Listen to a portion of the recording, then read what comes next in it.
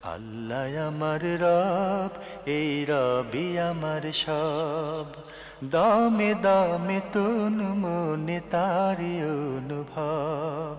তোমার দুনিয়াতে আমি যেদিকে তাকাই, অথই নিয়ামতে ডুবে আছি সবাই।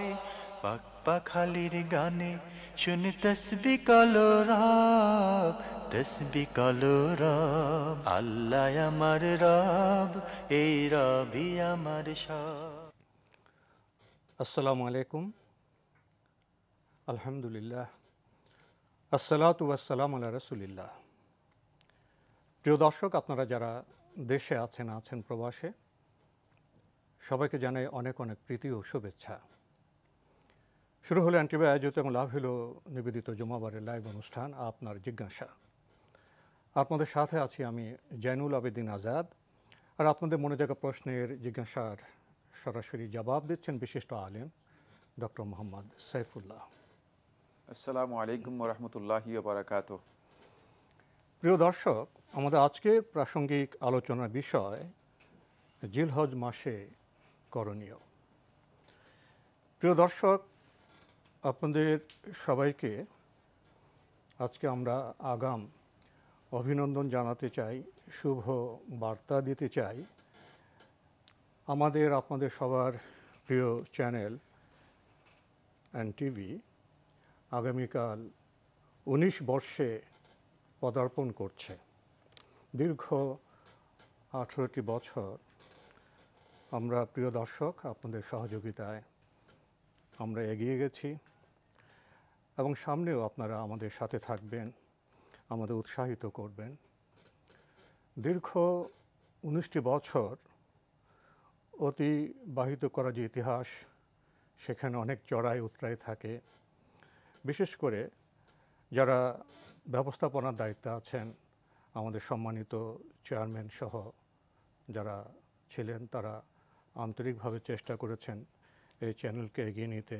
এবং আমরা বিশেষভাবে স্মরণ করব ইসলামী অনুষ্ঠান বিভাগকে তাঁরা যেভাবে সহযোগিতা করেছেন। এ কারণে হয়তো আজকে ইসলামী অনুষ্ঠান বিভাগের অনুষ্ঠানগুলো আপনাদের কাছে এতটা প্রিয়। আজকে এনটিভির কল্যাণ কামনা করে এবং আপনারা যারা দর্শক এবং এনটিভিতে যারা দিনরাত পরিশ্রম করছেন, যারা শিল্পী, কলাকৌশলী এবং আপনারা যারা পর্দার অন্তরালে আছেন, সবার জন্য আমরা দোয়া করছি যাতে আগামীতে সবার সম্মিলিত প্রয়াসে আমাদের এই প্রিয় চ্যানেল সাফল্যের স্বর্ণ শিখরে আরোহণ করতে পারে। প্রিয় দর্শক, চলুন আমরা এখন আমাদের আজকের যে নিয়মিত কাজ আমরা সেখানে প্রবেশ করি। প্রিয় দর্শক, আমরা তো আপনাদের প্রশ্ন নিয়ে কাজ শুরু করতে চাই। আমরা প্রশ্ন নিচ্ছি। আসসালামু আলাইকুম। প্রিয় দর্শক, আপনার পরিচয় দিয়ে প্রশ্ন করুন। আসসালামু আলাইকুম। ওয়ালাইকুম আসসালাম। মোহাম্মদ জুবাইর হোসেন, দক্ষিণখান থেকে। জি, প্রথম প্রশ্ন হলো, হযরত মুহাম্মদ সাল্লাল্লাহু আলাইহি ওয়াসাল্লাম শেষ জীবন পর্যন্ত রুফিয়া দান করছেন কিনা? আপনি শুনতে পেরেছেন? জি না, আমরা আপনাকে ভাইয়া স্পষ্ট শুনতে পারিনি, আপনি একটু ধীরে স্পষ্ট করে প্রশ্নটি রিপিট করুন। হযরত মুহাম্মদ সাল্লাল্লাহু আলাইহি ওয়াসাল্লাম শেষ জীবন পর্যন্ত রুফিয়া দান করছেন কিনা? রাউফুল ইয়াদিন, জি জি জি। আর কোনো প্রশ্ন আছে? না, জি না। শুরুতে একটি প্রশ্ন আমরা পেলাম, হযরত মুহাম্মদ মুস্তাফা সাল্লাল্লাহু আলাইহি ওয়াসাল্লাম শেষ জীবন পর্যন্ত রাউফুল ইয়াদিন করেছেন কিনা? ধন্যবাদ এই ব্যাখ্যে। রাসূলুল্লাহ সাল্লাল্লাহু আলাইহি ওয়াসাল্লাম জীবনের শেষ সময় পর্যন্ত রফুল ইয়াদান করেছেন। আহলে হাদিসগণ এটা সাব্যস্ত করেছেন। আমি তো রাসূলুল্লাহ সাল্লামকে দেখিনি, আপনিও দেখেননি, এই যুগের কেউ দেখেনি। তা আমাদের সূত্র কি? সূত্র হচ্ছে আহলে হাদিসগণ যে বর্ণনা করেছেন, সে বর্ণনা হচ্ছে আমাদের সূত্র। এ বিষয়ে শাইখুল ইসলাম ইবনে কাইয়্যিম রাহমাতুল্লাহ উল্লেখ করেছেন যে রাসূলুল্লাহ সাল্লাল্লাহু আলাইহি ওয়াসাল্লাম জীবনের শেষ পর্যন্ত রফুল ইয়াদান করেছেন। জি, আমরা জানলাম বিষয়টি সম্পর্কে। প্রিয় দর্শক, প্রশ্ন নিচ্ছে। আসসালামু আলাইকুম। পরিচয় দিয়ে প্রশ্ন করুন। লাইনে আছেন? জি, আসসালামু আলাইকুম। ওয়ালাইকুম আসসালাম। আমার প্রশ্ন হলো জিন জাতি নিয়ে। জি, সেটা হলো জিন জাতিদের প্রধান খাদ্য কি? অর্থাৎ ওরা কি কি খেয়ে জীবন ধারণ করে। জি। দ্বিতীয় হচ্ছে ওরা কোথায় থাকে, আমাদের মতো বাসস্থানে এরকম থাকে কিনা। আরেকটা হচ্ছে ওরা কি আগুনের চুলায় রান্না করে কিনা, যে আমরা যেমন রান্না বান্না করে খাই ওরাও ওইভাবে রান্না বান্না করে খায় কিনা। ধন্যবাদ আপনাকে। একটু অবাকই হলাম, মানব জাতি সম্পর্কে কত প্রশ্ন, কত জরুরি বিষয়, সেগুলো বাদ দিয়ে আপনি জিন জাতির খাদ্য, বাসস্থান কী দিয়ে রান্নাবান্না করে, এটা অবশ্যই একটি কৌতূহলের বিষয়। কি বলবেন? ধন্যবাদ এই ভাইকে। তিনি মানে দৃশ্য জগৎ থেকে অদৃশ্য জগতে চলে গিয়েছেন। মানে তিনি অনেকটা মানে মর্তের বাইরে চলে যাচ্ছেন। যাই হোক, জিন জাতি নিয়ে তার গবেষণা হয়তো হচ্ছে, এই জন্য তিনি প্রশ্ন করেছেন। এ বিষয়ে দুটি কিতাব রচিত হয়েছে। আলামুল জিন্নি ওয়া শায়াতিন, ডক্টর সুলাইমান ওমর আল-আশকার হাফিজাহুল্লাহ তাআলা তিনি বিস্তারিত আলোচনা করেছেন, সেখান থেকে দেখে নেওয়ার জন্য চেষ্টা করবেন। এর আগে 991 হিজরি সনে 911 হিজরি সনে হাফেজ জালালউদ্দিন সুয়ুতী রহমতুল্লাহ একটি কিতাব লিখেছেন আহকামুল জিন, জিনদের বিষয়ে বিস্তারিত আলোচনা করেছেন, সেখান থেকে জেনে নেওয়ার জন্য চেষ্টা করবেন। মাকে একটি দীর্ঘ প্রশ্ন করেছেন, আমি শুধু জাস্ট আপনার প্রশ্নের মূল কথাগুলো বলে দেওয়ার জন্য চেষ্টা করব। প্রথম হচ্ছে জিনদের প্রধান খাদ্য কি। প্রধান খাদ্য আসেনি জিনদের খাদ্যের ব্যাপারে যেটা উল্লেখ এসেছে, রাসূলুল্লাহ সাল্লাল্লাহু আলাইহি ওয়াসাল্লাম মাঝে মধ্যে বিভিন্ন খাদ্যের কথা উল্লেখ করেছেন। তার মধ্যে তারা হাড় খেয়ে থাকেন এবং এই বিভিন্ন ধরনের মানুষ যে জিনিসগুলোকে খেয়ে থাকে এগুলো তারা অনেক ক্ষেত্রে খেয়ে থাকেন। সেজন্য প্রধান খাদ্য এ ধরনের বক্তব্য রাসূলুল্লাহ সাল্লাল্লাহু আলাইহি ওয়াসাল্লাম কোনো হাদিস দ্বারা প্রমাণিত হয়নি। বাকি জিনেরা মানুষ যে জিনিসগুলো খায়, যেগুলো মানুষের জন্য হালাল, সেগুলো জিনদের জন্য হালাল। কারণ বিধান তো আল্লাহ সুবহানাহু ওয়া তাআলা দিয়েছেন সবার জন্য কমন। জিনও তো আল্লাহরই বান্দা, আল্লাহর বান্দা। ওমা খালাকতুল জিন্না ওয়াল ইনসা ইল্লা লিয়াবুদুন। সুতরাং রোজাও রাখতে হয়। জি, সুতরাং তাদের বিধান আর আমাদের বিধানের মধ্যে পার্থক্য নেই। সুতরাং এই ক্ষেত্রে মানে তারা হালাল যে খাবার আছে সেই খাবারগুলো ভক্ষণ করে থাকে। তবে হালাল খাবারের মধ্যে তাদের জন্য একটা খাবার যেটা আমরা খেতে পারি না, মানে সেটা তারা খায়, সেটা হচ্ছে তারা হাড়গুলো খেতে পারে। এই মর্মে রাসূলুল্লাহ সাল্লাল্লাহু আলাইহি ওয়াসাল্লাম হাদিস সাব্যস্ত হয়েছে। বাকি জিনেরা কোথায় থাকে এই সম্পর্কে তারা পাহাড় এবং বিরান অঞ্চল অথবা সমুদ্রের মধ্যে তারা বেশিরভাগ থাকে, জনগোষ্ঠী নেই, সেখানে আলাদা এলাকায় থাকে, বিরান অঞ্চলে তারা বসবাস করে থাকে। তাদের এই বসবাসের জন্য মানে এই ধরনের বাড়িঘরের প্রয়োজন হয় না, তাদের এই বাড়িঘরের প্রয়োজন হয় না। মানে আলাদা যে আমরা যেভাবে বাড়িঘর করে, যেহেতু আমাদের সৃষ্টিগতভাবে এমন উপাদান দিয়ে সৃষ্টি করা হয়েছে যে এটাকে প্রোটেক্ট করার জন্য একটা আলাদা কি দরকার, ব্যবস্থাপনা দরকার যে মানে সেটা, কিন্তু তাদের সেই বিষয়ে প্রয়োজন হয় না। মানে আপনি হয়তো প্রশ্ন করতে পারেন যে কেমন, যেমন বন্য যে জন্তুগুলো আছে, প্রাণীগুলো আছে, এগুলো তো বসবাস করছে না, এদেরকে সৃষ্টি করেছেন নানা বিষয়। সুতরাং জিনেদের জন্য এই ধরনের বাড়িঘরের প্রয়োজন হয় না। তারপরে আগুনের চুলায় রান্না করে কিনা, তাদের রান্নার কাজের প্রয়োজন হয় না, বাকি যে প্রশ্নটি করেছেন এগুলো আমি বিস্তারিত রেফারেন্স বলে দিয়েছি, সেখান থেকে জেনে নেওয়ার জন্য চেষ্টা করুন। প্রিয় দর্শক, জিন জাতি সম্পর্কে আমরা কিছু তথ্য পেলাম। প্রশ্ন নিচ্ছে, আসসালামু আলাইকুম, পরিচয় দিয়ে প্রশ্ন করুন। হ্যালো, আমরা আপনাকে শুনতে পাচ্ছি। আসসালামু আলাইকুম, আপনার পরিচয় দিয়ে প্রশ্ন করুন। আচ্ছা, আমার নাম মেসের আলী, রাজশাহী থেকে বলছি। জি বলুন। আচ্ছা, আমার প্রশ্ন হলো যে কোন কোরআন শরীফের লেখা থাকে বিভিন্ন সূরার ফজিলত সম্পর্কে, তো সূরা সম্পর্কে তো সূরা ইয়াসিনের ফজিলতে বলা হয়েছে যে সকালবেলা কেউ যদি সূরা ইয়াসিন পাঠ করে, জি বলুন, তাহলে 10 খতম কোরআন শরীফের সওয়াব লেখা হয়। এটা কতটুকু সহিহ সম্মত, হাদিস সম্মত? ধন্যবাদ আপনাকে। হ্যাঁ, আর একটা প্রশ্ন হলো যে হজ করার পরে কেউ যদি মিথ্যা কথা বলে, তারপরে গীবত শিকায়ত করে, তাহলে তার হজ হবে কিনা, তার হজ বাতিল হয়ে যাবে কিনা? ধন্যবাদ আপনাকে, আপনি খুবই সুন্দর প্রশ্ন করেছেন। পবিত্র কোরআনে বলেছেন যে বিভিন্ন সূরার কথা, ফজিলতের কথা লেখা আছে। ইয়াসিন পাঠের ফজিলত প্রসঙ্গে উনি অনেক সওয়াবের কথা উল্লেখ করেছেন, এটি ঠিক আছে?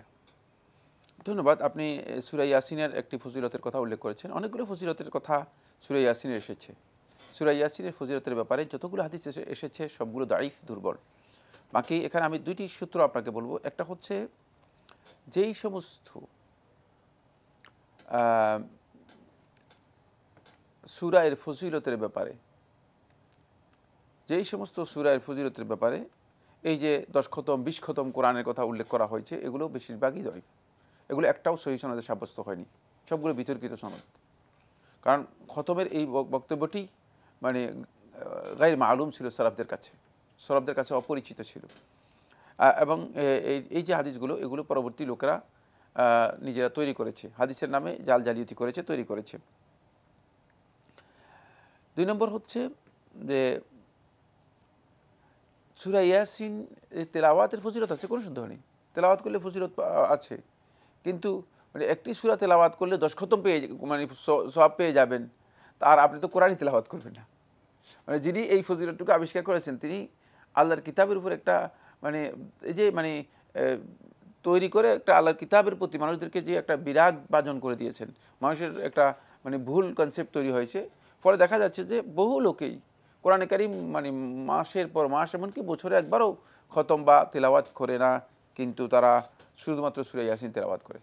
এই কাজটি মোটেও সঠিক নয়, যেহেতু রাসূলুল্লাহ সাল্লাল্লাহু আলাইহি ওয়াসাল্লামের কোনো সহিহ হাদিস সাব্যস্ত হয়নি, সাহাবায়ে কেরামদের কোনো আমল সাব্যস্ত হয়নি।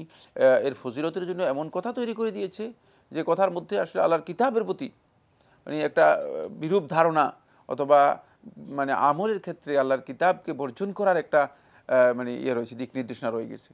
ইন্না লিল্লাহি ওয়া ইন্না ইলাইহি রাজিউন। আল্লাহর কিতাব পুরোটাই তেলাওয়াতের জন্য, পুরোটাই আল্লাহ রাব্বুল আলামিন আল্লাহর পক্ষ থেকে অবতীর্ণ কিতাব, এবং এর মানে কোনো অংশ মর্যাদাপূর্ণ, কোনো অংশ মর্যাদা ছাড়া, এ কথা দুনিয়ার কেউ বলে নেই, পুরোটাই তো আল্লাহর কালাম। সুতরাং আল্লাহর কালামের এই ফজিলতের বিষয়ে যে বিষয়গুলো রাসূলুল্লাহ সাল্লাল্লাহু আলাইহি ওয়াসাল্লাম স্পষ্ট করে জানিয়েছেন, আয়াতুল কুরসির ফজিলত এসেছে, সূরাত ইখলাসের ফজিলত এসেছে, সেগুলো সুনির্দিষ্ট কারণে এসেছে, এবং সেখানে সেই কারণগুলো আপনি খুঁজে পেয়ে যাবেন, সেই কারণগুলো খুবই স্পষ্ট। কিন্তু এই হাদিসগুলো সবগুলো দাঈফ, দুর্বল, গ্রহণযোগ্য নয়। ফজিলতে এই যে বক্তব্য, এর কোনো ভিত্তি নেই। জি, আমরা জানলাম বিষয়টি সম্পর্কে। প্রিয় দর্শক, আপনি আরও প্রশ্ন করেছেন, হজ সম্পাদনের পর কোনো ব্যক্তি যদি মিথ্যা কথা বলেন, গীবত করেন, তাহলে কি তার হজ বাতিল হয়ে যাবে? হজ বাতিল হবে না যদি হজের আহকামগুলো তিনি, হজের ফরজ ওয়াজিবগুলো যেভাবে আদায় করা দরকার সেভাবে যদি আদায় করে থাকেন, তাহলে তার তো হজ হয়ে গিয়েছে। কিন্তু একজন ব্যক্তি হজ করার পরে মিথ্যার মধ্যে লিপ্ত হবেন, পাপাচারে লিপ্ত হবেন, গীবত করবেন, হজের চেতনার সাথে অথবা হজের দৃষ্টিভঙ্গির সাথে এটি আদৌ কি সামঞ্জস্যপূর্ণ? এর সাথে কি মানায়? প্রশ্ন আসে না, মোটেও মানায় না। সুতরাং যদি কোনো ব্যক্তি হজ করার পরে এই ধরনের কাজে লিপ্ত হয়ে থাকেন, তাহলে অনেক বেশি দূরে নয় এটা বোঝা অনেক বেশি দূরের বিষয় নয় যে তার হজ আসলে যথাযথভাবে, যেই হজ থেকে একজন ব্যক্তি গুনাহ থেকে পরিপূর্ণ পবিত্রতা অর্জন করে যাবে, যেই হজ তাকে জান্নাতে হজ নিয়ে যাবে। মাবরুর হজের ব্যাপারে আল্লাহ রাসূল সাল্লাল্লাহু আলাইহি ওয়াসাল্লাম বলেছেন যে আল হজ্জুল মাবরুর লাইসা লাহু জাযাউন ইল্লাল জান্নাহ, যে মাবরুর হজের প্রতিদান জান্নাত ছাড়া আর কিছুই নয়। তার হজটা ওই পর্যায়ে হয়নি, কোনো সন্দেহ নেই। আমরা বিষয়টি সম্পর্কে অবগত হলাম। প্রিয় দর্শক, প্রশ্ন নিচ্ছে। আসসালামু আলাইকুম, পরিচয় দিয়ে প্রশ্ন করুন। আসসালামু আলাইকুম। ওয়ালাইকুম আসসালাম। আচ্ছা, আমি নারায়ণগঞ্জ থেকে বলছিলাম। জি ভাইয়া বলুন। তুষার খান। জি। আচ্ছা, আমার একটা মানে কিছু নাম হলো একটা পরামর্শ আছে আর একটা কোশ্চিন আছে। জি। তাহলে এই অনুষ্ঠান তো আমাদের জন্য, তাই না? জি জি।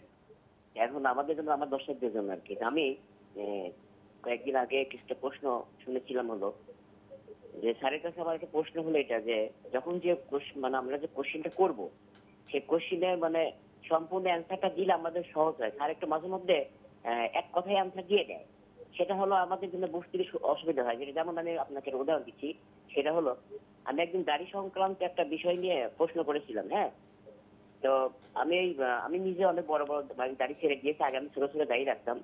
সেই ক্ষেত্রে আমার একটা টিচার, মানে আমি কলেজের টিচার, তো উনি যখন স্যার বললো যে দাড়ি ছোট ছোট রাখলে সুন্নাত আদায় হয়ে যাবে, এখন পরের সপ্তাহে উনি দাড়ি কেটে ফেলছে, কেটে একদম এই হাফ ইঞ্চি করে, মানে হাফ ইঞ্চি ডেকোরেট করে, মানে সুন্দর করে ডেকোরেট করে রাখছে। কিন্তু আমি তাকে বলেছিলাম যে দাড়ি করে ছেড়ে দিতে হবে, দাড়ি বড় করে রাখাটাই সুন্নাত, কাটাটা হারাম, কাটা বা ছোট করে রাখাটা ঠিক না। তো স্যার এই সাইফুল্লাহ একটা কথা বলে দিল যে রাখলেই যে কোনো ভাবে রাখলেই হয়ে যাবে। তো আমি বিস্তারিত একটু জানতে চাচ্ছি বিষয়টা। 1 নম্বর প্রশ্ন, যে ছোট করে রাখলে দাড়িটা হক আদায় হবে কিনা, মানে ছোট করে 1/2 ইঞ্চি 1 ইঞ্চি করে রাখলে ডেকোরেট করে রাখলে হবে কিনা, 1 নম্বর কোশ্চেন। 2 নম্বর কোশ্চেন হলো যে যেটা আমাদের যে ঈদের নামাজ আর বিকেল নামাজটা হানাফি মাযহাব অনুযায়ী ওয়াজিব, আর ওয়াজিব এবং ফরজ তো কাছাকাছি মনে হয় আমার আবশ্যিক। যেহেতু আমরা কেউ কেউ বলি যে সুন্নাহ কেউ না মানলে গুনাহ হয় না, কিন্তু তাদের মধ্যে যে ওয়াজিব না মানলে গুনাহ হয়, সেক্ষেত্রে আমি কোনটাকে প্রায়োরিটি দিই? আমি মানে ওয়াজিব মনে করে যারা, তারা যে গুনাহ হয়ে যাবে না ছেড়ে দিলে, সুন্নাহ এবং ওয়াজিবের বিষয় ক্লিয়ার করে দিলে আমার সুবিধা হবে। আমি একটা প্রশ্ন করবো। আপনার তো আসলে প্রশ্ন দুটি হয়ে গেছে এবং আপনি দীর্ঘ সময় নিয়েছেন।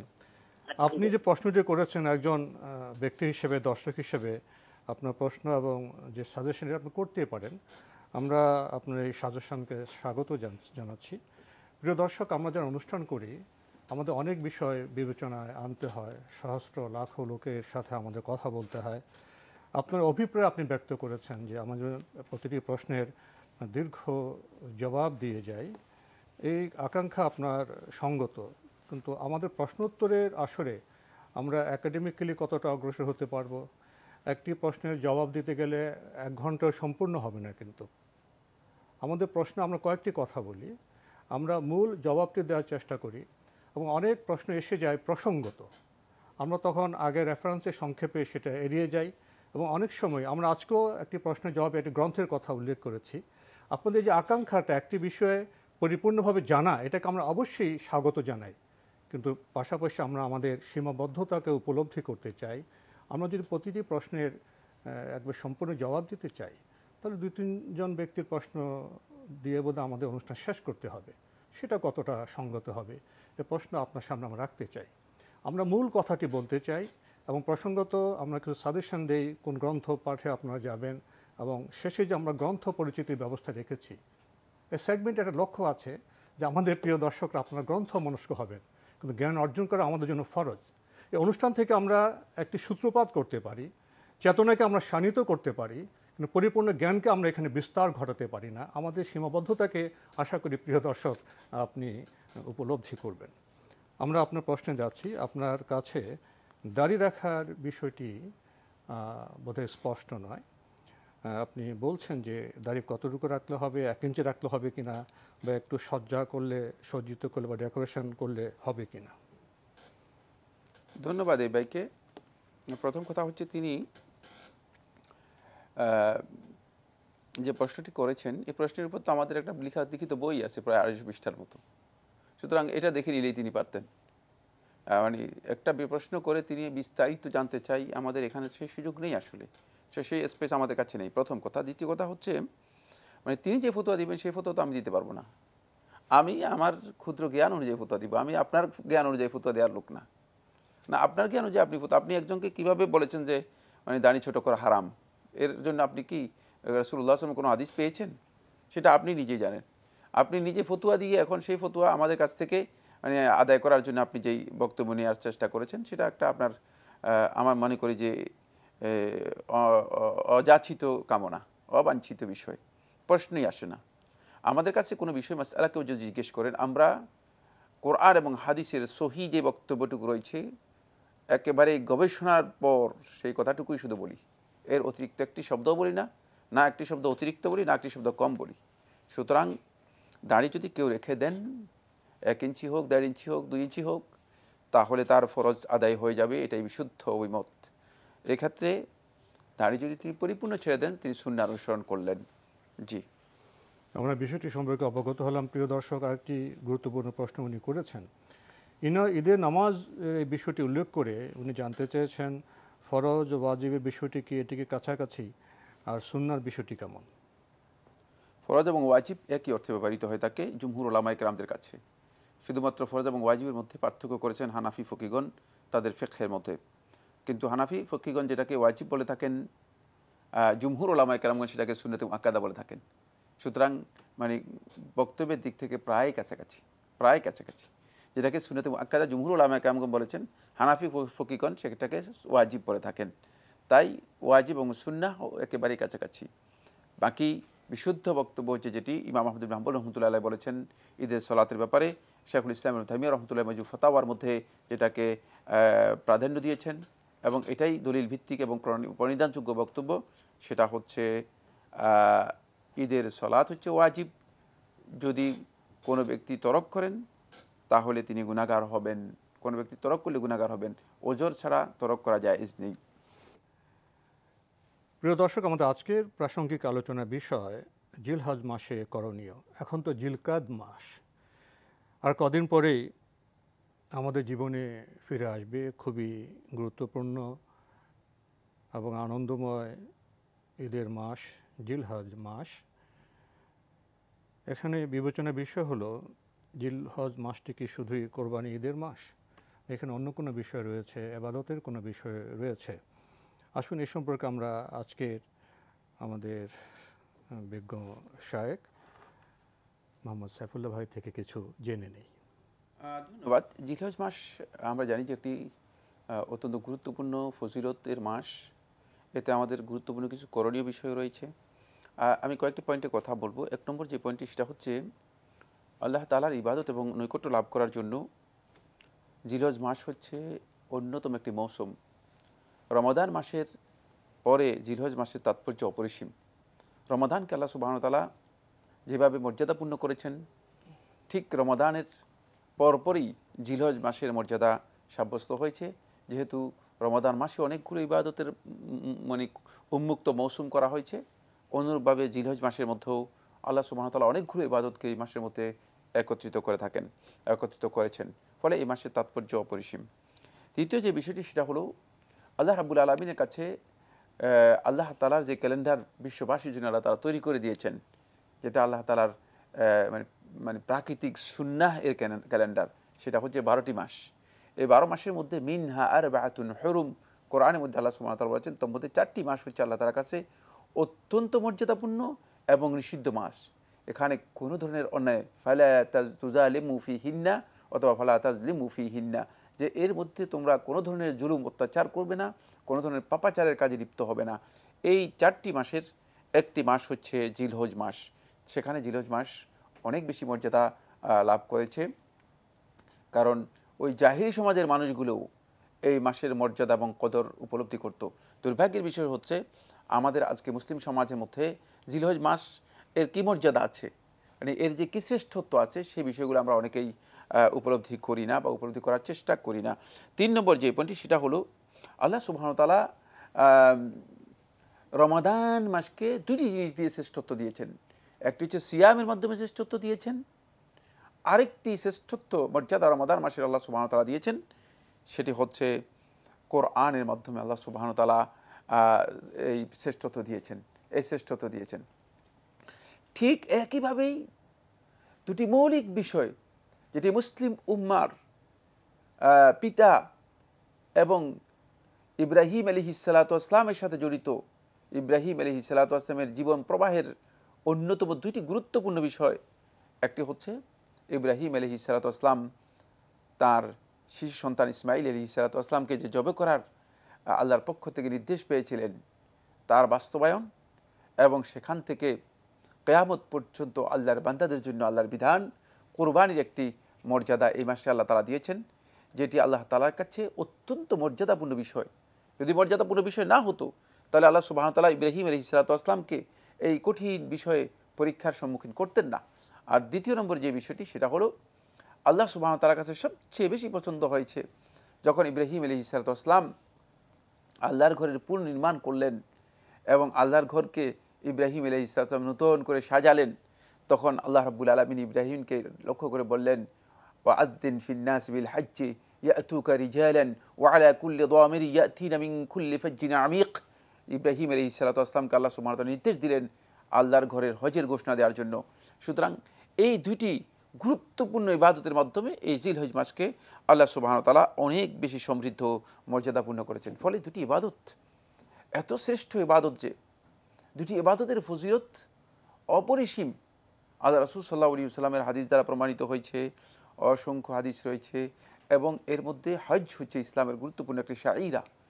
হজকে আল্লাহ রাব্বুল আলামিন শাইর হিসেবে আখ্যায়িত করেছেন। যেমনিভাবে ওয়াল বুদনা জাআলনাহা লাকুম মিন শাআইরিল্লাহি লাকুম ফিহা খাইর, এই আয়াতের মধ্যে সূরা হজ্জের মধ্যে আল্লাহ সুবহানাহু ওয়া তাআলা বলে দিয়েছেন কোরবানি হচ্ছে আল্লাহ তাআলার একটা শাইরা, মানে আল্লাহ রাব্বুল আলামিনের নিদর্শনের মধ্যে একটি। কোরবানিকে আমরা অনেকেই সুন্নতে মুআক্কাদা বলে থাকি, অনেকে ওয়াজিব বলে থাকি, কিন্তু ওয়াজিব হলেও এর বিধান হচ্ছে এটাকে শাইরা, যে হজ যেমন একটি শাইরা, শাইরা হচ্ছে একটা নিদর্শন। এবার যে সমস্ত ইবাদতগুলোকে আল্লাহ তাআলা আল্লাহর নৈকট্য লাভের নিদর্শন হিসেবে মানে ঘোষণা করেছেন, তার মধ্যে কোরবানির পশু হচ্ছে একটি নিদর্শন।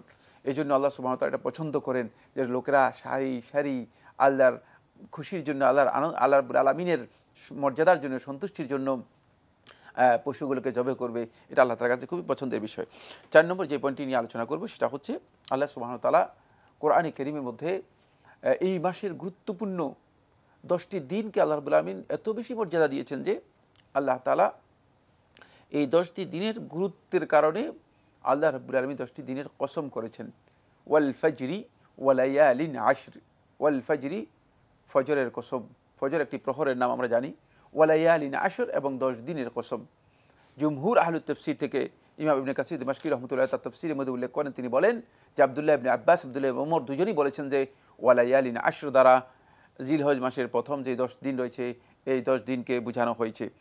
এই আয়াতকে সামনে রেখে শেখুল ইসলাম ইবনে তাইমিয়া রাহিমাহুল্লাহ তাআলা মাজমু ফাতাওয়ার মধ্যে তিনি উল্লেখ করেন, তিনি বলেন যে রমাদান মাসের শেষ 10 রাতের চেয়ে জিলহজ মাসের এই 10টি দিন আল্লাহ রাব্বুল আলামিনের কাছে অনেক বেশি মর্যাদাপূর্ণ।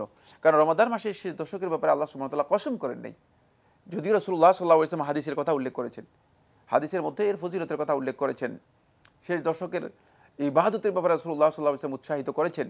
কিন্তু জিলহজ মাসের প্রথম এই 10 দিন এত গুরুত্বপূর্ণ যে যার গুরুত্ব যাতে করে আল্লাহর বান্দাগণ উপলব্ধি করতে পারে, এই জন্য আল্লাহ সুবহানাহু ওয়া তাআলা এর জন্য আলাদাভাবে কসম করেছেন।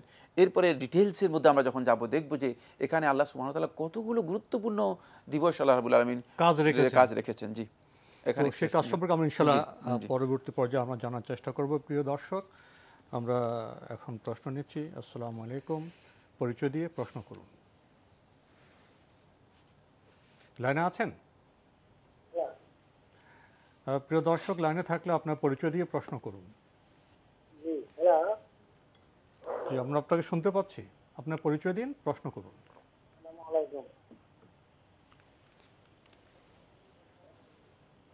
লাইনে থাকলে আপনার পরিচয় দিন, এরপরে প্রশ্ন করুন।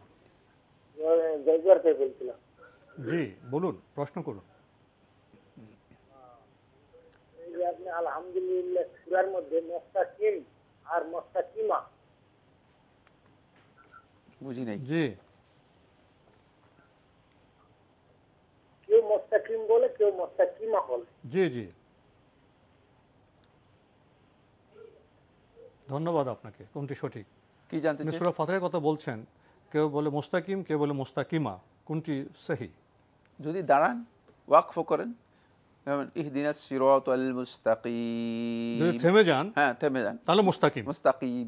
আর যদি থেমে না যান, ইহদিনাস সিরাতাল মুস্তাকিম সিরাতাল লাযিনা, খুবই সহজ বিষয়। মানে পড়াটা অব্যাহত রাখলে মুস্তাকিমা হবে, আর থেমে গেলে মুস্তাকিম হবে। প্রিয় দর্শক, খুবই সাধারণ বিষয়, আশেপাশে কাউকে জিজ্ঞেস করলে জেনে নিতে পারতেন। ধন্যবাদ আপনাকে। আমরা প্রশ্ন নিচ্ছি।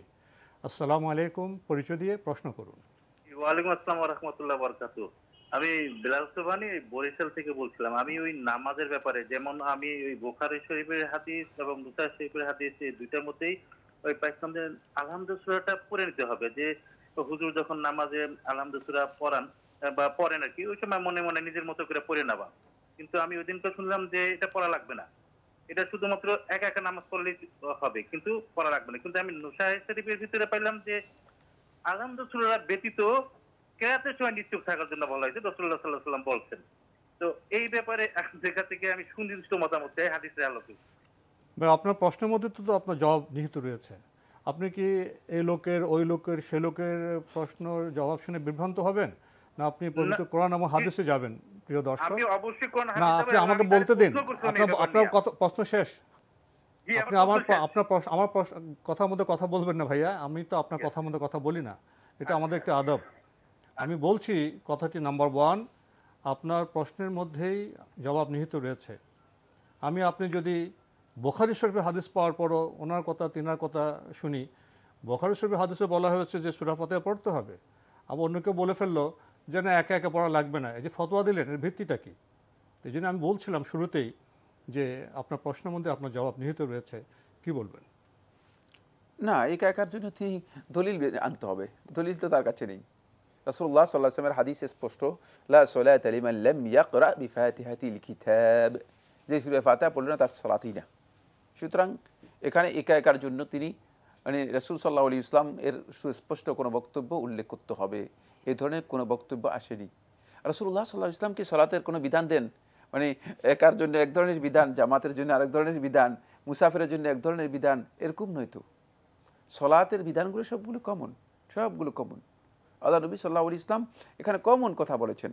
সুতরাং যিনি এটাকে নির্দিষ্ট করবেন একা একার মধ্যে, তাকে অবশ্যই এর জন্য আল্লাহ রাসূল সাল্লাল্লাহু আলাইহি ওয়াসাল্লামের সুস্পষ্ট হাদিস উল্লেখ করতে হবে। এ ধরনের কোনো হাদিস আমরা জানি না। এ ধরনের কোনো হাদিস আসলে তাহলে এই মাসালার মধ্যে এই বিতর্ক হতো না। আলেমদের জুমহুর আহলে হাদিসগণ, জুমহুর উলামায়ে কেরামগণ, জুমহুর ফকিহগণ, প্রায় সমস্ত উম্মার মানে সমস্ত উলামায়ে কেরামগণের বক্তব্য দ্বারা সাব্যস্ত হয়েছে এই কথা যে সূরা ফাতিহা যদি আদায় না করে তাহলে তার সালাত হবে না, তার সালাত হবে না।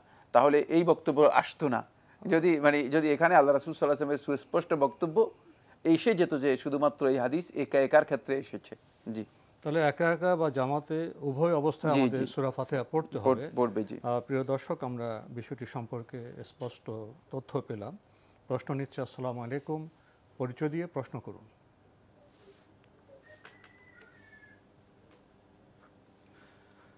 প্রিয় দর্শক লাইনে আছেন? জি জি লাইনে আছি। জি, লাইনে থাকলে আপনার পরিচয় দিয়ে প্রশ্ন করুন। আসসালামু আলাইকুম। ওয়ালাইকুম আসসালাম। আমি নীলফামারী থেকে জিলানি বলছিলাম।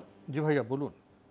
আচ্ছা, আমার প্রশ্নটা হচ্ছে যে আমরা যখন এই নামাজে দাঁড়াই তখন আমাদের নামাজে অনেক ধরনের সমস্যা, আবার শয়তান অনেক ধরনের করতে থাকে, আমাদের নামাজে মনোযোগটা যাতে অন্য জায়গায় যায়। এই মনোযোগটা ঠিক করার জন্য আমরা কিভাবে করতে পারি, এটা হচ্ছে আমার প্রথম প্রশ্ন। আর দ্বিতীয় প্রশ্ন যে আমি এই শখের বসে কয়েকটা মুরগি পালন করি, তো এখন অন্য জায়গা থেকে একটা মুরগি আমার কাছে এসে পড়েছে, কিন্তু এটা কার মুরগি কোথাও আমি এটা দিতেও পারছি না, কেউ নিতেও আসছে না। ঠিক আছে, এখন এই মুরগিটাকে আমি কি করবো? এটা কি কাউকে দান করে দিব নাকি আমি কোথাও দিয়ে দিব? এটা খুব সুন্দর প্রশ্ন করেছেন আপনি মুরগি সম্পর্কে। আপনার প্রথম প্রশ্ন, যখন নামাজে দাঁড়ান তখন মিস্টার শয়তান এসে আপনাকে ডিস্টার্ব করেন, মনোযোগ ক্ষুণ্ণ করেন, এটা আসলে খুব একটি স্বাভাবিক প্রশ্ন, এটা বেশি এসে যায়। তো আপনার প্রশ্ন হলে মনোযোগ আপনি কিভাবে ঠিক করবেন, ঠিক রাখবেন? আমি এই তিনটি পয়েন্টে কথা বলবো। প্রথম কথা হচ্ছে আপনি উযু যখন করবেন, তহারাত যখন হাসিল করবেন, তহারাতটা পরিপূর্ণরূপে হাসিল করবেন, চেষ্টা করবেন তহারাতটা সুন্দরভাবে হাসিল করার জন্য। 2 নম্বর হচ্ছে সলাতে অংশগ্রহণ করার ক্ষেত্রে হন্তদন্ত পরিশ্রান্ত অস্থির হয়ে আসবেন না। এতে সলাতে স্থিরভাবে ধীরে সুস্থে আসতে হবে। আলাইকুম বিসাকিনাতি ওয়াল ওয়াকার, রাসূলুল্লাহ সাল্লাল্লাহু আলাইহি ওয়াসাল্লাম হাদিসের মধ্যে বলেছেন যে তোমরা নিজেদের জন্য অপরিহার্য করে নাও আস-সাকিনা, প্রশান্তি, ধীরস্থিরতা, ওয়াল ওয়াকার, এবং গুরুগম্ভীর্য, যাতে করে আপনি সলাতে আসবেন আপনি একটু মানে একেবারেই শান্তভাবে আসতে পারেন, শান্তভাবে আসতে পারেন, সেটা আপনি খেয়াল করবেন। 2 নম্বর বিষয় হচ্ছে সলাতের যে আজকারগুলো আছে সেই আজকারগুলোকে যখন তিলাওয়াত করবেন সেগুলো তিলাওয়াতের ক্ষেত্রে একটু নিজে শুনেন যে এভাবে তেলাওয়াত করবেন, আওয়াজ হয় নিজে শুনেন যে এভাবে তেলাওয়াত করবেন। সালাতের এই প্রবলেম ইনশাআল্লাহ তাআলা কেটে যাবে। এই বিষয়ে দীর্ঘ বক্তব্য রয়েছে। সালেহ ইবনে আব্দুল্লাহ আল মুনাজ্জিদ এই বিষয়ে একটি কিতাবই রচনা করেছেন, বিস্তারিত তিনি এই বিষয়ে আলোচনা করেছেন। যদি সুযোগ থাকে সেটাও পড়ে নেওয়ার জন্য চেষ্টা করবেন। এখানে 36টি কারণ উল্লেখ করেছেন যেগুলোর মাধ্যমে সলাতের মধ্যে একজন ব্যক্তি মনোযোগ সৃষ্টি করতে পারে এবং সলাতে যে মনোসংযোগ বিনষ্টকারী যে কাজগুলো আছে সেগুলো থেকে নিজেকে বিরত রাখতে পারে। প্রিয় দর্শক, আমরা সংক্ষেপে বিষয়টি সম্পর্কে জানলাম। আপনি আরেকটি প্রশ্ন করেছেন, শখের বসে আপনি মুরগি পালেন, কোত্থেকে যেন একটি নতুন মুরগি এসে আপনার এখানে সংযুক্ত হয়েছে, আপনি সমস্যায় পড়েছেন, কি করবেন এই মুরগিটি নিয়ে? এই মুরগিটি কি কাউকে দান করে দেবেন? এটাই ওনার প্রশ্ন। না, দান করার প্রয়োজন নেই। এই মুরগি যেহেতু এসে গিয়েছে সেই মুরগি আপনি লালন পালন করতে পারবেন এবং আপনার মুরগির সাথে এটাকে খাওয়াতে পারবেন। এর মালিকানা আপনার সাব্যস্ত হবে। যদি কেউ এসে দাবি করেন তাহলে তাকে দিয়ে দিবেন, দাবি না করা পর্যন্ত উনি এটা লালন পালন করবেন, আপনার খরচটুকু তার কাছ থেকে আদায় করে নিতে পারবেন। জি, আমরা জানলাম বিষয়টি সম্পর্কে। প্রিয় দর্শক, প্রশ্ন নিচ্ছি। আসসালামু আলাইকুম, পরিচয় দিয়ে প্রশ্ন করুন। লাইনে আছেন? হ্যালো, জি, আমরা আপনাকে শুনতে পাচ্ছি। আসসালামু আলাইকুম, পরিচয় দিয়ে প্রশ্ন করুন। হ্যালো, আসসালামু আলাইকুম। ওয়ালাইকুম আসসালাম। আমি আমার দুইটা কোশ্চেন। একটা হচ্ছে আমি জানতে চাচ্ছি কোরআনের সূরাতে হচ্ছে আযাব সম্পর্কে, কবরের আযাব সম্পর্কে স্পেসিফিক্যালি কিছু বলা আছে কিনা, আর প্রতিদিন সূরা মুলুক পড়লে কবরের আযাব থেকে রক্ষা পাওয়া যাবে কিনা। এই দুইটাই আমার কোশ্চেন। ধন্যবাদ আপনাকে। প্রথমত, পবিত্র কোরআনে কোনো সূরায় আযাব সম্পর্কে, কবর আযাব সম্পর্কে সুস্পষ্ট কোনো বক্তব্য আছে কিনা? সূরা মুলক পড়লে কি রক্ষা পাওয়া যাবে আযাব থেকে? আপনার কাছে আমার একটা প্রশ্ন, তিনি কোরআন থেকে জানতে চাচ্ছেন, এর অর্থ হচ্ছে তিনি কি আসলে রাসূল সাল্লাল্লাহু আলাইহি ওয়াসাল্লামকে স্বীকার করেন না? এই কাজটি কুফরি, এই কাজটি কুফরি। যদি আপনি আল্লাহ রাসূল সাল্লাল্লাহু আলাইহি ওয়াসাল্লামকে অস্বীকার করেন তাহলে কিন্তু এখন থেকে আপনি তওবা করে মুসলিম হন। আপনাকে অবশ্যই ইসলাম গ্রহণ করতে হবে, কারণ এটা মুরতাদ হয়ে যাওয়ার লক্ষণ। সুতরাং মানে আপনি যে প্রশ্ন করেছেন এই প্রশ্নের মধ্যে ভুল আছে, বিশাল ভুল আছে। হয়তো বলেছেন যে মনে করতে পারেন কেউ যে এই প্রশ্নটাকে এইভাবে উল্লেখ করেছেন কেন। এইভাবে উল্লেখ করেছি যেহেতু এই ফিতনা এখন আমাদের সমাজের মধ্যে, মুসলমানদের মধ্যে ব্যাপকভাবে প্রচার ও প্রসার লাভ করছে এবং আমাদের মুসলিমরা নিজেরা সকল মুসলিম হয়ে যাচ্ছে। কারণ ইসলাম যদি সুন্নাহ থেকে বিচ্যুত হয়ে যায় কোনো ব্যক্তি, তাহলে তিনি আর মুসলিম থাকবেন না। রাসূলুল্লাহ সাল্লাল্লাহু আলাইহি ওয়াসাল্লামকে যদি কেউ অস্বীকার করেন তিনি মুসলিম থাকবেন না, প্রশ্নই আসে না। হ্যাঁ, কোরআন কারীমের সূরা গাফির ৬৭ নম্বর আয়াতের মধ্যে আল্লাহ সুবহানাহু ওয়া তাআলা স্পষ্ট করে উল্লেখ করেছেন, ইঙ্গিত দিয়েছেন। আমরা জানি যে কোরআন কারীম এটা মানে বিস্তারিত কোনো গ্রন্থ নয়। কোরআন কারীমের মধ্যে আল্লাহ সুবহানাহু ওয়া তাআলা শুধুমাত্র কোনো কোনো বিষয়ে নির্দেশ ইঙ্গিত দিয়েছেন, কোনো কোনো বিষয় উল্লেখ করেছেন, কোনো কোনো বিষয় কোরআন কারীম থেকে বোঝা যায়, কোরআন কারীম থেকে বোঝা যায়। কোরআন কারীমের মধ্যে আপনি শুধুমাত্র সালাতে আসেন, শুধুমাত্র সালাতের মাসআলার মধ্যে আসেন। কোরআন কারীমের মধ্যে আল্লাহ সুবহানাহু ওয়া তাআলা ওয়াকিমুস সালাহ বেশিরভাগ মানে এই কথাই বলেছেন। কয়েকটা জায়গায় সালাতের ব্যাপারে ছেড়ে দেওয়া হয়েছে, কয়েকটা জায়গায় সালাতের ব্যাপারে বলা হয়েছে ওয়াকিমিস সালাতা লিদুলুকি শামসি ইলা গাসাকিল লাইলি ওয়া কুরআন আল ফাজরি ইন্না কুরআন আল ফাজরি কানা মাশহুদা। সব মিলিয়ে 4টি আয়াত পাবেন। মানে এরপরে এই 4টি আয়াত দিয়ে এক রাকাত সালাত আদায় করা সম্ভব নয়। এক রাকাত সালাতের কোনো বিধান এখানে নেই, কোরআনের মধ্যে নেই। তাহলে কি আমরা সালাত আদায় করব না? এটা হচ্ছে এই প্রশ্ন, যে ভয়ঙ্কর একটি প্রশ্ন করেছেন। আপনাকে তওবা করে ঈমান আনতে হবে, এটা চেষ্টা করতে হবে যদি আপনি রাসূল সাল্লাল্লাহু আলাইহি ওয়াসাল্লামকে অস্বীকার করেন অথবা সুন্নাহকে অস্বীকার করেন। বাকি হ্যাঁ, সূরা মুলকের এই ব্যাপারে সহিহ হাদিস সাব্যস্ত হয়েছে।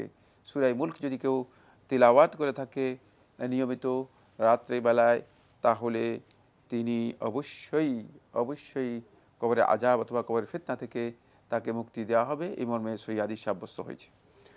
প্রিয় দর্শক, আমরা কবরের আযাব প্রসঙ্গে পবিত্র কোরআন থেকে জানব, বিস্তারিত জানব হাদিস থেকে। ইসলামের বিধান কোরআন এবং হাদিসের সমন্বয়ে এটা পরিপূর্ণ হয়েছে।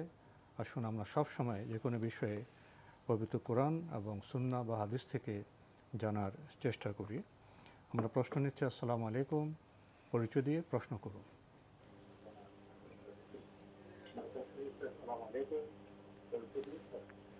আসসালামু আলাইকুম। ওয়ালাইকুম আসসালাম। আমি হাসানুজ্জামান চৌধুরী মিন্টু বলছি।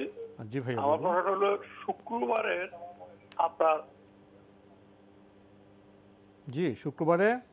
শুক্রবারে আপনার অনেক নিয়ম আছে, এগুলো পালন করে যদি আমি পায়ে হেঁটে জুমার নামাজ পড়তে যাই তাহলে প্রতি কদমে তার বিনিময়ে আমাকে 1 বছরের আমলের সওয়াব, 1 বছরের নামাজ এবং 1 বছরের রোজার সওয়াব পাওয়া যাবে প্রতি কদমে।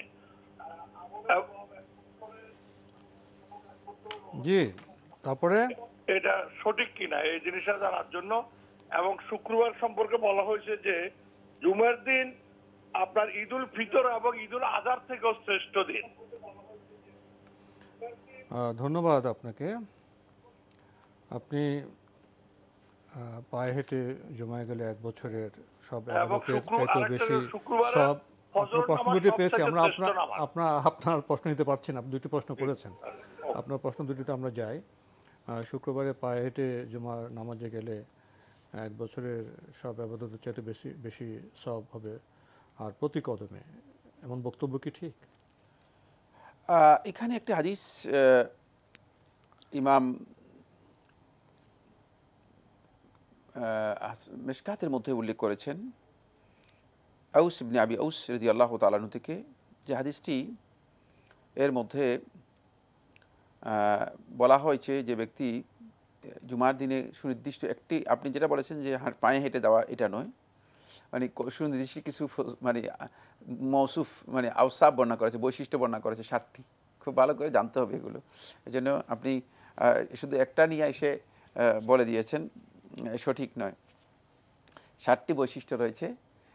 এটা যদি কেউ করেন তাহলে প্রত্যেকটি খাতওয়া, প্রত্যেকটি পদক্ষেপেই তিনি 1 বছরের সিয়াম এবং 1 বছরের কিয়ামের যে ফজিলত রয়েছে এই ফজিলত পাবেন।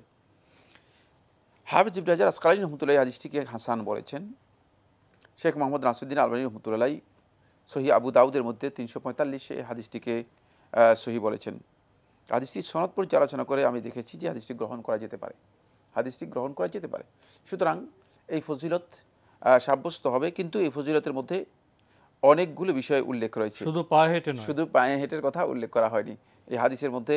মানে আমি বলেছি যে 1, 2, 3, 4, 5, 6, 7, 8 8টি ফজিলতের কথা উল্লেখ করা হয়েছে, যে 8টি বৈশিষ্ট্য কথা উল্লেখ করা হয়েছে।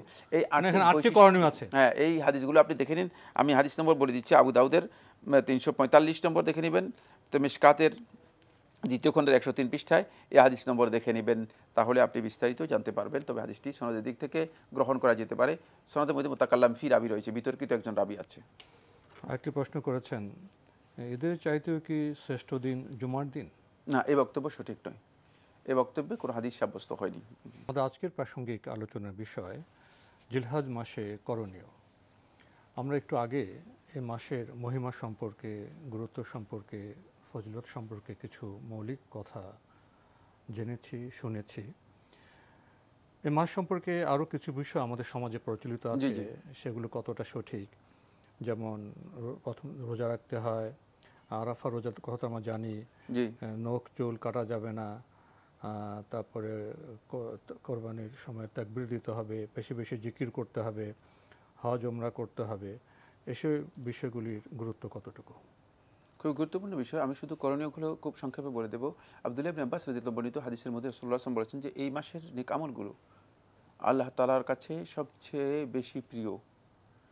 মানে অন্য যে কোনো সময়ের নেক আমলের চেয়ে, অন্য যে কোনো দিনের নেক আমলের চেয়ে আল্লাহ তাআলার কাছে সবচেয়ে বেশি প্রিয়, সবচেয়ে উত্তম নেক আমল। রাসূলুল্লাহ সাল্লাল্লাহু আলাইহি ওয়াসাল্লামকে সাহাবায়ে কেরামগণ প্রশ্ন করেছেন আব্দুল্লাহ ইবনে আব্বাস বর্ণিত হাদিস, বুখারী হাদিসের মধ্যে, যে কালু ইয়া রাসূলুল্লাহ ওয়ালা জিহাদ ফি সাবিলিল্লাহ, এমনকি জিহাদ ফি সাবিলিল্লাহ, কারণ জিহাদ ফি সাবিলিল্লাহ তো আমরা জানি যে নেক আমলগুলোর মধ্যে সবচেয়ে শ্রেষ্ঠ নেক আমলের মধ্যে একটি, যেটাকে আল্লাহ রাসূল সাল্লাল্লাহু আলাইহি ওয়াসাল্লাম কথা বলেছেন জারওয়াতুল ইসলাম, ইসলামের সর্বোচ্চ শৃঙ্গ, মানে সর্বোচ্চ চূড়া, সেটা হচ্ছে জিহাদ ফি সাবিলিল্লাহ। তখন আল্লাহ রাসূল বলছেন ওয়ালাল জিহাদ ফি সাবিলিল্লাহ, জিহাদ ফি সাবিলিল্লাহ ইল্লা রাজুলুন, ওই ব্যক্তি ছাড়া খারাজা বিমালিহি ওয়া নাফসিহি, যে নিজের সব কিছু নিয়ে বের হয়ে গেছে, ফালাম ইয়ারজি বিযালিকা মিন যালিকা বিশাই, যে কিছু নিয়ে আর আসে নাই, মানে পরিপূর্ণরূপে শেষ, আল্লাহর রাস্তায় নিজেকে বিলিয়ে দিয়েছে, শাহাদাত বরণ করছে, শাহাদাত বরণ করছে। সেই ছাড়া আর বাকি সকল নেকামল হচ্ছে এই দিনগুলো নেকামল উত্তম। কী কী নেকামল এই দিনগুলোর জন্য খুবই গুরুত্বপূর্ণ? 1 নম্বর হচ্ছে এই দিনগুলো সিয়াম পালন করা, একাধারে প্রথম দিন থেকে 9 দিন পর্যন্ত। 10 তারিখে ঈদের দিন হওয়ার কারণে সিয়াম পালন করবে না, বাকি 9 দিন পর্যন্ত যদি একাধারে কেউ সিয়াম পালন করেন, সেই সিয়াম পালন করতে পারেন। এই মর্মে রাসূলুল্লাহ কম পালন করতে পারবেন, এটা নফল সিয়াম, কিন্তু এই সিয়ামগুলো খুবই গুরুত্বপূর্ণ। যদি কেউ 9 দিন চান তিনি পালন করতে পারেন, তিনি কমও করতে পারবেন। 2 নম্বর হচ্ছে আরাফার দিবসের সিয়াম পালন করা। আরাফার দিবসের সিয়াম হচ্ছে আরাফার ময়দানে যেদিন হাজী সাহেব কোনো উকুফ করবেন সেই দিন আরাফার দিন, সুতরাং সেই দিনের সিয়াম পালন করতে হবে, অন্য দিন সিয়াম পালন করলে হবে না। 3 নম্বর যে বিষয়টি সেটা হলো যখনই এই মাস দেখা দিবে এই অধিক পরিমাণে তাকবীর বলা। আব্দুল্লাহ ইবনে ওমর থেকে, আবু হুরায়রা রাদিয়াল্লাহু আনহু থেকে সহিহ হাদিসে সাব্যস্ত হয়েছে যে তারা এই দিনগুলোর মধ্যে অধিক পরিমাণে তাকবীর দিতেন, অধিক পরিমাণে তাকবীর দিতেন, আল্লাহু আকবার আল্লাহু আকবার, এবং এই তাকবীর পুরুষরা আওয়াজ করে দিবে, নারীরা নিজেরা শুনে এতটুকু আওয়াজে এই তাকবীর বলবে, তাকবীরের শব্দগুলো বলবে। হ্যাঁ, তাকবীর আল্লাহু আকবার আল্লাহু আকবার, লা ইলাহা ইল্লাল্লাহ আল্লাহু আকবার আল্লাহু আকবার লিল্লাহিল হামদ, আল্লাহু আকবার কবীরান আল্লাহু আকবার কবীরা আল্লাহু আকবার কবীরা, মানে এই শব্দগুলো হাদিস দ্বারা সাব্যস্ত হয়েছে। তারপরে এরপরে আসছে যেটা, সেটা হলো যে এই দিনগুলোতে অধিক পরিমাণে দান সদকা করা, অধিক পরিমাণে দান সদকা করা। দান সদকা এই দিনগুলোর মধ্যে শ্রেষ্ঠ নেক আমল, অনেকে আছে যেটাকে গুরুত্ব দেন না, এই দান সদকা করা। এরপরে বিশেষ স্পেশাল একটা অর্ডার আছে, সেই স্পেশাল অর্ডারটা হচ্ছে তাদের জন্য যারা কোরবানি করবে। যে লেমান আরাদা আন ইউদাহি, রাসূলুল্লাহ সাল্লাল্লাহু আলাইহি ওয়াসাল্লাম বর্ণিত হাদিসের মধ্যে বলেছেন, যে ব্যক্তি মানে কোরবানি করার ইচ্ছা পোষণ করবে, সে কি কাজ করবে? সে দুটি কাজ করবে না। একটা হচ্ছে নিজের শরীরের কোনো পশম কাটবে না এবং নিজের হাতের নখ টোক কাটবে না, এগুলো কাটবে না, এগুলো কোরবানি করা পর্যন্ত কাটবে না। মানে এই মাসে চাঁদ দেখার পর থেকে কোরবানি করা পর্যন্ত কাটবে না। কোরবানি করার পরে তিনি এগুলো পরিষ্কার করবেন, এগুলো পরিষ্কার করবেন। এটা নবী সাল্লাল্লাহু আলাইহি ওয়াসাল্লামের সুন্নাহ। এবং এই জুমহুর উলামায়ে কেরাম বলেছেন সুন্নাহ। ইমাম আহমদ বিন হাম্বল রাহমাতুল্লাহি আলাইহি তার এক রিওয়ায়াতের মধ্যে, এবং এই যুগের শেখ আব্দুল আজিজ আব্দুল্লাহ বিন বাজ রাহমাতুল্লাহ বলেছে এটা বাধ্যতামূলক। তাহলে অন্যথায় কেউ যদি না করে থাকেন তিনি গুনাহগার হবেন। যদি এই মাসআলার মধ্যে আলেমদের দ্বিমত আছে, বাকি আমরা এই কথা বলেছি যে এটি সুন্নাহ, কোনো সন্দেহ নেই, যেহেতু সহিহ হাদিস দ্বারা সাব্যস্ত হয়েছে রাসূলুল্লাহ সাল্লাল্লাহু আলাইহি ওয়াসাল্লাম এটা করতে বলেছেন। তাই যারা কুরবানি করবেন তারা নখ, চুল, শরীরে কোনো পশম এগুলো কাটবেন না, এগুলো কাটবেন না। এরপরে এই দিনগুলোর আরেকটি করণীয় হচ্ছে, রাসূলুল্লাহ সাল্লাল্লাহু আলাইহি ওয়াসাল্লাম বলেছেন ফাআকসিরু ফীহিন্না মিনাত তাকবীরি ওয়াত তাহলিলি ওয়াত তাহমিদ। এই দিনগুলোর মধ্যে বেশি বেশি করে তিনটি কাজ করবে, আল্লাহু আকবার, আল্লাহু আকবার, আলহামদুলিল্লাহ, আলহামদুলিল্লাহ, তারপরে তাহলিল লা ইলাহা ইল্লাল্লাহ, লা ইলাহা ইল্লাল্লাহ। রাসূলুল্লাহ সাল্লাল্লাহু আলাইহি ওয়াসাল্লাম আমাদেরকে এই জিকিরগুলো বেশি বেশি করতে রাসূলুল্লাহ সাল্লাল্লাহু আলাইহি ওয়াসাল্লাম শিক্ষা দিয়েছেন। জি, আমরা জানলাম বিষয়গুলি সম্পর্কে। প্রিয় দর্শক, আমরা প্রশ্নে যাচ্ছি। আসসালামু আলাইকুম, পরিচয় দিয়ে প্রশ্ন করুন।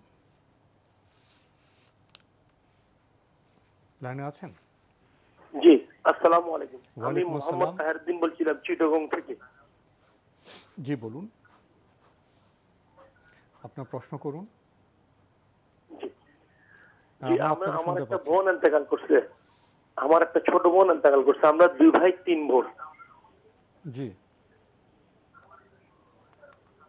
জি, এখন তার নামে ওই যে কুরবানিটা দেওয়া যাবে কিনা, বা কুরবানিটা না দিলে গুনাহ হবে কিনা? কারণ আমার ভগ্নিপতি ওনার সমর্থ নাই। মানে আপনি যে বোন ইন্তেকাল করেছেন তার পক্ষে আপনারা কোরবানি দিতে চাচ্ছেন, এই তো? জি। আর কোনো প্রশ্ন আছে? জি। আর কোনো প্রশ্ন আছে? জি। তারপর যে আমরা ধরেন আমরা একটা গরু কিনবো, ওটা তো 7 ভাগে হবে। যে আপনি এই প্রশ্নটা আমরা পেয়েছি, ধন্যবাদ আপনাকে। আপনার বোন ইন্তেকাল করেছেন, আমরা তার মাগফিরাত কামনা করছি, দোয়া করছি। আপনার প্রশ্ন হলো আপনারা গরুতে বিভিন্ন ভাগে কোরবানি দিবেন, সেখানে আপনার যিনি ইন্তেকাল করেছেন আপনার বোন, তার পক্ষে কোরবানি দেওয়া যাবে কিনা? আপনি তার পক্ষে কোরবানি দিতে পারবেন। এই মাসের মধ্যে আলাদা দ্বিমত থাকলেও বিশুদ্ধ বক্তব্য হচ্ছে যে তার পক্ষ থেকে আপনি কোরবানি দিতে পারবেন। বাকি তার পক্ষ থেকে যদি কোরবানি দেওয়া না হয় তাহলে গুনাহ নেই, গুনাহ নেই। জি, এটা জানতে হবে যে এটা অতিরিক্ত নফল বা সদকা, এই কোরবানিটুকু সদকা হবে, অতিরিক্ত হবে, এটা আদায় না করলে গুনাহ হবে না। আমরা জানলাম বিষয়টি সম্পর্কে। প্রিয় দর্শক, প্রশ্ন নিচ্ছি। আসসালামু আলাইকুম, পরিচয় দিয়ে প্রশ্ন করুন। লাইনে আছেন? জি, লাইনে আছি। জি, আপনার লাইনে থাকলে আপনার পরিচয় দিয়ে প্রশ্ন করুন। জি, আসসালামু আলাইকুম। ওয়ালাইকুম আসসালাম। জি, আমার প্রশ্নটা হচ্ছে মহিলা এবং পুরুষের নামাজের কোনো পার্থক্য আছে কিনা? মহিলারা কিভাবে নামাজ পড়বে? আর কোনো প্রশ্ন আছে? জি, আরেকটা প্রশ্ন হচ্ছে কুরবানির সময় আমরা যারা শহরে থাকি, তো আমাদের আত্মীয়-স্বজন তো গ্রামে থাকে, তো আত্মীয়-স্বজনের ভাগটা কিভাবে দিব? আমরা তো পাঠানো তো সমস্যা, ফ্রিজে রেখে পরে দেওয়া যাবে কিনা? ও, আত্মীয় ভাগ? জি জি, ধন্যবাদ আপনাকে। প্রথম প্রশ্ন, এটা আসলে বহুল চর্চিত প্রশ্ন, বারবার পাই আমরা। জি জি জি। নামাজের ক্ষেত্রে মহিলাদের নামাজে কি কোনো পার্থক্য আছে? নামাজে যে কমন মাসালাগুলো আছে সেগুলোর ক্ষেত্রে মহিলা এবং পুরুষের সালাতের মধ্যে কোনো পার্থক্য নেই, হাদিস দ্বারা সাব্যস্ত হয়নি। রাসূলুল্লাহ সাল্লাল্লাহু আলাইহি ওয়াসাল্লাম সালাতের যে বিধান দিয়েছেন এবং যেভাবে সালাত আদায় করতে বলেছেন, সেখানে রাসূলুল্লাহ সাল্লাল্লাহু আলাইহি ওয়াসাল্লাম কোনো পার্থক্য করেছেন প্রমাণিত হয়নি, একটি হাদিসও সাব্যস্ত হয়নি। বরং আল্লাহ নবী সাল্লাল্লাহু আলাইহি ওয়াসাল্লাম বলেছেন স্পষ্ট, যে হাদিস সহিহ বুখারীর মধ্যে এসেছে, সল্লু কামা রাআইতুমুনি উসাল্লি, তোমরা সালাত আদায় করো যেভাবে আমাকে সালাত আদায় করতে দেখেছো। সেখানে কোনো ধরনের পার্থক্য রাসূলুল্লাহ সাল্লামের কাছ থেকে প্রমাণিত হয়নি। বাকি মহিলা এবং পুরুষের কিছু কিছু মাসআলার মধ্যে পার্থক্য আছে। মহিলাদের জন্য জামাত অংশগ্রহণ করাটা ইখতিয়ার দেওয়া আছে, জামাত ইচ্ছা করলে অংশগ্রহণ করবেন, কিন্তু পুরুষদের জন্য জামাতের বিষয়টি বাধ্যতামূলক। মহিলারা আজান এবং ইকামত দিতে পারবে না, পুরুষরা আজান এবং ইকামত দিতে পারবে। যেই সমস্ত বিষয় শরীয়ত সুনির্দিষ্টভাবে পার্থক্য করে সেটা আরেকটি আলাদা বিষয়। কিন্তু কমন সলাতের মাসআলার ব্যাপারে, মহিলা পুরুষের সলাতের বিধানের ব্যাপারে মহিলা পুরুষের জন্য আলাদা কোনো বক্তব্য সাব্যস্ত হয়নি। এক্ষেত্রে যে পার্থক্যটুকু আমরা দেখি সমাজের মধ্যে প্রচলিত আছে, সেগুলো আলেমদের ইজতিহাদ, ওলামায়ে কেরামের ইজতিহাদকে আমরা সম্মান করি, মর্যাদা দেই। কিন্তু যদি কোনো ইজতিহাদ সুস্পষ্ট দলিল ভিত্তিক না হয়ে থাকে, ইবাদতের ক্ষেত্রে সমস্ত ওলামায়ে কেরামের বক্তব্য হচ্ছে সেটা গ্রহণযোগ্য নয়। এবং যে আলেমরা ইজতিহাদ করেছেন তাদেরও বক্তব্য হচ্ছে যে ইজতিহাদ গ্রহণযোগ্য নয়, কারণ এটা ইবাদত। তো ইবাদতের মূলনীতি হচ্ছে ইবাদত দলিল ভিত্তিক, ইবাদতের বিধান হতে পারে না, ইবাদতের বিধান হতে পারে না। তাহলে সেক্ষেত্রে কি আমরা আলেমরা যে ইজতিহাদ করেছেন সে আলেম ইজতিহাদ কি আসলে এটা তাদের কাছ থেকে এসেছে কিনা, নাকি পরবর্তী আলেমরা ইজতিহাদ করেছেন? সেখানে মানে এই ইজতিহাদ হয়তো কোনো না কোনো ক্ষেত্রে কোনো কোনো আলেম করেছেন, এবং তারা হয়তো কোনো একটা সুনির্দিষ্ট যুক্তির ভিত্তিতে করেছেন। কিন্তু যেহেতু সুস্পষ্ট দলিল আমাদের কাছে আমরা পাইনি, সেই ক্ষেত্রে আমরা এটাকে সম্মানের সাথে বলবো যে না, ইজতিহাদ ইবাদতের ক্ষেত্রে যেহেতু দলিল নেই এটা গ্রহণযোগ্য হবে না। এটা হলো বিশুদ্ধ কথা। আরেকটি গুরুত্বপূর্ণ প্রশ্ন আমাদের দর্শক করেছেন, সামনেই তো ইনশাল্লাহ কোরবানি হবে, তো উনি বলছেন যে ওনাদের অধিকাংশ আত্মীয় তো গ্রামে থাকেন, তো কোরবানি দেওয়ার পরে আত্মীয়দের যে ভাগ সেটা কিভাবে পৌঁছাবেন? যদি ফ্রিজে রেখে পরে পৌঁছান তাহলে কি হবে? কোনো অসুবিধা নেই, ফ্রিজে রেখে পরে পৌঁছালে হবে। কিন্তু বিষয়টা খেয়াল রাখতে হবে, যেটা হচ্ছে এই মানে ঈদের এই মানে সময়টুকু, এটাই হচ্ছে আনন্দের বিষয়, যে মৌসুমটা, যে সময়টা। এই জন্য আল্লাহ তাআলা এটাকে একটু কনসিডার করেছেন। কি কনসিডার করেছেন দেখছেন তো? সেটা হচ্ছে এর মধ্যে আরও 3 দিন এক্সটেন্ড করে দিয়েছেন। মানে এর মধ্যে একদিন হচ্ছে ঈদ, আর 3 দিন হচ্ছে তাশরিক, 3 দিন হচ্ছে 11, 12, 13, 3 দিন হচ্ছে তাশরিক। সুতরাং মানে এই যে আল্লাহ সুবহানাহু ওয়া তাআলা যে এটাকে এক্সটেন্ড করেছেন, এই কারণে এক্সটেন্ড করেছেন। তাই আপনি চেষ্টা করবেন যে এই দিনগুলোর মধ্যে তাদের কাছে পৌঁছে দেওয়া, যাতে করে আনন্দে তারা শেয়ার করতে পারে। আর যদি মানে আপনি এরপরে 1 মাস পরে 1.5 মাস পরে দেন, তাহলে ঈদের সেই আনন্দ এবং সেই তাৎপর্যটুকু সেখানে আর কি থাকবে না, বাকি থাকে না। সময়ের দিকে খেয়াল রাখতে হবে, বেশি বিলম্ব না হয়ে যায়। প্রিয় দর্শক, আমরা জানলাম বিষয়টি সম্পর্কে। প্রশ্ন নিচ্ছি। আসসালামু আলাইকুম, পরিচয় দিয়ে প্রশ্ন করুন। ওয়ালাইকুম আসসালাম, আমি লুৎফু হায়দার, বরিশাল থেকে। আমার প্রশ্ন হলো আরাফাতের রোজা সম্পর্কে। আমরা যারা আরাফাতের ময়দানের পূর্বে আছি তারা তো আরাফাতের যেদিন হাজিরে আরাফাতে থাকে ওদিন আমরা রোজা রাখতে পারি, কিন্তু যারা পশ্চিম দিকে আছে তাদের হয়তো আগে হয়ে যায় তারিখটা, তো সেই হিসাবে বিধানরা তারা কি আসলে রোজা রাখতে পারবে কিনা যারা পশ্চিমে আছে? ধন্যবাদ আপনাকে।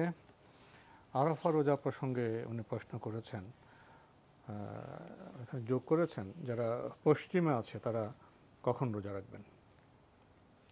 যারা পরিপূর্ণ পশ্চিমে রয়েছেন তারা আরাফাতের সিয়াম যদি পালন করতে না পারেন, তারা যদি এরও একদিন আগে যদি তারা মানে চাঁদ দেখে যান, কিন্তু বিশুদ্ধ কথা হচ্ছে পৃথিবীর যে অবস্থান, এই অবস্থানে ভৌগোলিক অবস্থানে তারা একদিন আগে চাঁদ দেখবেন না। এখানে ভৌগোলিক দিক থেকে একটি মিস্টেক আছে, সেই মিস্টেকটুকু আমি আর এখানে এই প্রোগ্রামের মধ্যে আলোচনা করব না। কিন্তু তারা একদিন আগে চাঁদ দেখবেন না।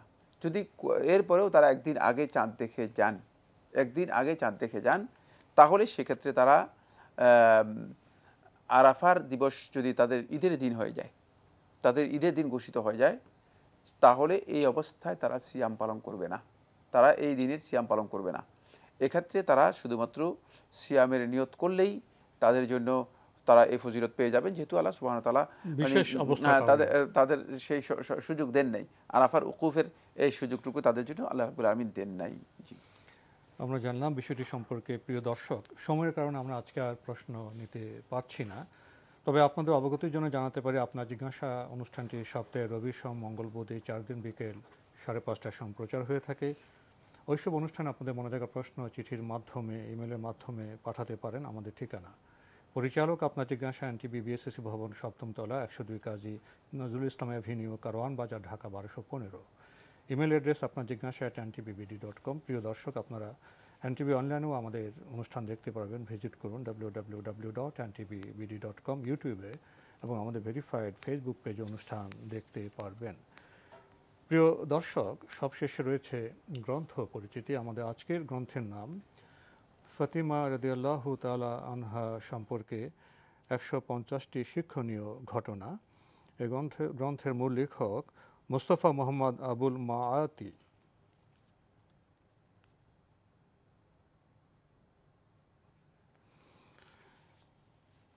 চমৎকার এই গ্রন্থটি অনুবাদ করেছেন শাইখ আব্দুর রহমান বিন মোবারক আলী, আর প্রকাশ করেছে ইসলাম হাউস পাবলিকেশন। দীর্ঘ সূচি রয়েছে গ্রন্থের।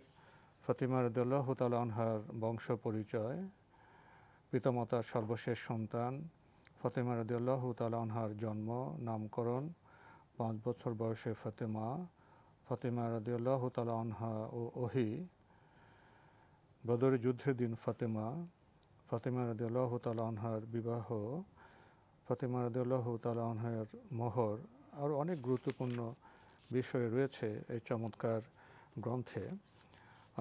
এই গ্রন্থটির মূল্য 140 টাকা। কেউ যদি এই গ্রন্থটি পেতে চান টেলিফোনে যোগাযোগ করতে পারেন। Telephone number 01715768209। আবারও বলছি 01715768209। এই গ্রন্থটি সম্পর্কে যদি কিছু বলতেন। ফাতিমা রাদিয়াল্লাহু তাআলা আনহা এবং 150টি শিক্ষণীয় ঘটনা তার জীবনী থেকে আর কি। তার জীবন থেকে গুরুত্বপূর্ণ কিছু শিক্ষণীয় ঘটনা উল্লেখ করা হয়েছে, কোনো সন্দেহ নেই। আমরা জানি যে ফাতিমা রাদিয়াল্লাহু তাআলা আনহা আল্লাহ রাসূল সাল্লাল্লাহু আলাইহি ওয়াসাল্লামের কাছে সবচেয়ে প্রিয় মানুষ ছিলেন। রাসূলুল্লাহ সাল্লাল্লাহু আলাইহি ওয়াসাল্লাম একটি হাদিসের মধ্যে বলেছেন, ফাতিমা বিদআতুম মিন্নি, ফাতিমা আমার অংশ। কত গুরুত্বপূর্ণ অংশ, মানে এই কথাটি রাসূলুল্লাহ সাল্লাল্লাহু আলাইহি ওয়াসাল্লামের ফাতিমা রাদিয়াল্লাহু তাআলার মর্যাদার বিষয়ে কত শ্রেষ্ঠত্ব প্রমাণ করে আর বলার অবকাশ রাখে না। বরং এই হাদিসের শেষের অংশে রাসূলুল্লাহ সাল্লাল্লাহু আলাইহি ওয়াসাল্লাম আরও বলে দিয়েছেন, ফামান আবগাদাহা ফাকাদ আবগাদানি, যে তাকে রাগান্বিত করলো সে আমাকে রাগান্বিত করলো, আর তার প্রতি বিদ্বেষ পোষণ করলো সে আমার প্রতি বিদ্বেষ পোষণ করলো। তাই ফাতিমা রাদিয়াল্লাহু তাআলার মর্যাদা এবং তার জীবনী থেকে যে গুরুত্বপূর্ণ যে শিক্ষণীয় বিষয়গুলো আছে সেগুলো আমাদের জন্য খুবই গুরুত্বপূর্ণ। আমাদের বিশেষ করে মুসলিম নারী সমাজ সকল দিক থেকে অবহেলিত। বিশেষ করে ইসলাম এবং ইসলামের মৌলিক বিষয়গুলো জানা থেকে তারা অনেক দূরে। এই জন্য আমরা আশা করব যে আমাদের নারীরা এগুলোকে নিজেদের উপাদান হিসেবে গ্রহণ করবেন, যাতে করে নিজেরা এগুলো থেকে নিজেদের দৈনন্দিন জীবনটাকে আরেকটু সমৃদ্ধ করতে পারেন। আল্লাহ তাআলা তৌফিক দিন। জি, তো আজকে আমাদের এখানে শেষ করতে হচ্ছে। আপনাকে অনেক ধন্যবাদ। আপনাকে অনেক ধন্যবাদ। প্রিয় দর্শক, আপনারা হয়তো লক্ষ্য করেছেন আমরা অনেক প্রশ্নের বিস্তারিত জবাব দিতে পারি না, এজন্যই এই গ্রন্থের ব্যবস্থা। আমরা যে গ্রন্থগুলো আপনাদের সামনে উপস্থাপন করি সেগুলো পড়ার চেষ্টা করুন। এই সাথে আমরা আরও দৃষ্টি আকর্ষণ করতে চাই যে এই প্রশ্নোত্তর সম্পর্কে অনুষ্ঠানে আপনারা যদি সুনির্দিষ্ট প্রশ্ন করেন যেটা আপনাদের কাছে জটিল বা জানা প্রয়োজন, তাহলে সুনির্দিষ্ট প্রশ্নের আমরা সুনির্দিষ্ট জবাব সঙ্গতভাবে খুব সংক্ষিপ্তভাবে দিতে পারবো। আর বিস্তারিত জানার জন্য আপনারা গ্রন্থপাঠে মনোযোগী হন। জীবনে কিছু সময় তো ভাই ব্যয় করতে হবে পঠন পাঠনে। দেখা হবে ইনশাল্লাহ আগামী জুমাবার একই সময়ে। প্রিয় দর্শক, মহান আল্লাহ আমাদের সবাইকে নিরাপদে রাখুন, রাখুন শান্তিতে। আসসালামু আলাইকুম। আল্লাহ আমার রব, এই রবি আমার সব, দামে দামে তুন মনে তারি অনুভব। আল্লাহ আমার রব, এই রবি আমার সব।